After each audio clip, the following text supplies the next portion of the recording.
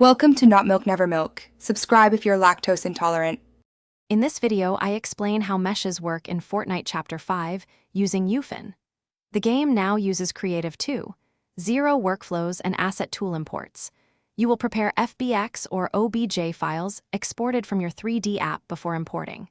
Include 3 LODs and set up collision meshes to keep physics stable.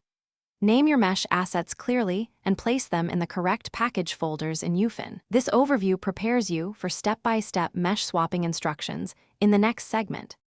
Start by opening UFIN and the content browser inside your creative project. Click Import and select the FBX or OBJ file prepared earlier with 3 LODs.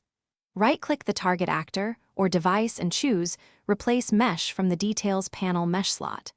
Reassign materials if textures did not carry over during import.